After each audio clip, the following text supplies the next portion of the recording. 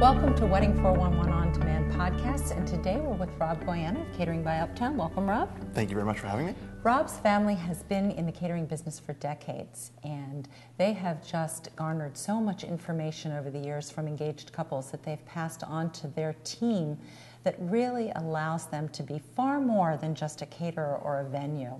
Can you tell us a little bit about what couples should expect when they come to visit you? So thank you very much. Sure. So when people come to visit us, they're usually looking at us as a facility first, at one of our places like Celebrations of the Bay, the Anchor Inn, the Villa, etc. And that's wonderful. They're looking for a place that's available and affordable and beautiful. We've at least got the affordable and beautiful part. Sometimes we've got the available as well. And but there are 47 other things that they're going to care about. And so fortunately for them and for us both, we've taken the information that we've learned over the years on the planning side of things to help and make sure that we're going to have a smooth process for them all the way through. So we'll go through guest list, we'll go through budget, we'll go through dreams and hopes and expectations, things they've seen at past weddings, and just try to make it so that it's a really solid event that we start talking about, and then we go start talking about which location can be a great fit. And then we talk about catering options that will help to bring those dreams to life. And I would bet one of the most important things is the guest list. Indeed. For sure, because you don't want to have a small amount of people in a huge place, and you don't want people tight and crammed in a place that's too small. Not at all. So give us a little bit about what you've learned about guest lists. So the first thing that I've learned is that you have to write them out.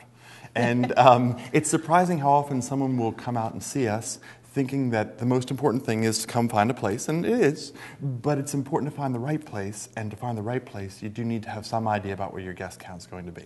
So write it out, show it to everybody, and maybe do a family, an A and a B list. When you do the family list, you got to keep it pretty inclusive.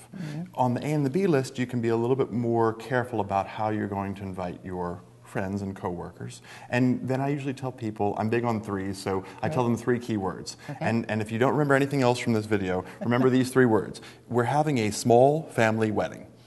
That's what kind of a wedding you have. That's what you tell everybody. Because if you tell somebody we're having a 200-person wedding and then you don't invite that person, they say something like, well, see if I'll get you a mocha frappuccino next time I come back from Starbucks, right? And so the guest list is important, and it's important to keep it under control, and it's important to be accurate about it. And one of the things that's a big deal is that we want to make sure that you have enough time to spend with your guests. People don't realize sometimes, but there's only a finite amount of time. And if you have a party that's going to be, say, 5 hours, and you have 150 guests, that's basically 2 minutes a person. Wow. Right? Never looked at it that way. And you got to factor in the first dance, the cutting of the cake. Absolutely. And yada yada. Pictures here and there, right? You got to get married too, perhaps, right? If you have the ceremony together. Down to about 30 seconds per guest. There you go. Place caterer planning team. Your planning team offers a lot. Not that the couple should not have a coordinator that they bring in, but explain how your planning team can work with the bride, groom, couple, and their planner. Sure. So a lot of times people will find that the planning services that we provide will give them a very smooth and easy process all the way through their wedding, maybe even to the point where they don't need a wedding planner, or that if they have a wedding planner, it's more focused on the look, the coordination of the flowers, the management of the guest list, and some of their personal needs on the day of, picking out a dress even, that kind of stuff in the planning process. But our planning will give them a private website that they'll get to see every detail that we know about, everything from menu to timing to how the guests are going to walk for the ceremony to pretty much the floor plan, where there'll be a vegetarian meal at table 6, all those kinds of things. And it becomes the sort of central document for what we're working on. And we have a planning team that makes sure that everything is going to come together and that they're going to get the right answers, and not just the ones they read about in a book, but the right answers that pertain to them. I had the opportunity to look at your microsite before we sat down here, and it shows exactly how they're walking up the aisle, absolutely every minute detail. So can we say that would allow you to really do the rehearsal dinner? It does. It does. It really makes it so that you can do a rehearsal dinner if you want to. You can do a rehearsal if you want to. Or you can skip either one of those 2 or both, which can either save you time or money. Certainly a lot of stress.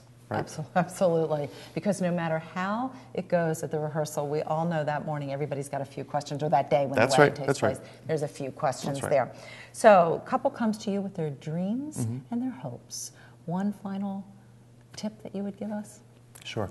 I think the biggest thing is think about weddings you've been to, think about what's important to you from those weddings, and whether that wedding would have been a wedding that you would have said, I'd be very happy if that had been my wedding. Or, yeah, I don't know if that would have been the way I would have done that particular thing. And don't just leave it for the couple. You know, parents, very helpful in these things, because we found tremendous differences over the years in the way that a young couple and the way that their young parents will view a wedding. And when they come with that sort of background in mind, we find that we're able to get a lot quicker to the right answer for what they need. Excellent. All good information. Thank you for being with us, and thank you for joining Wedding 411 On Demand podcasts.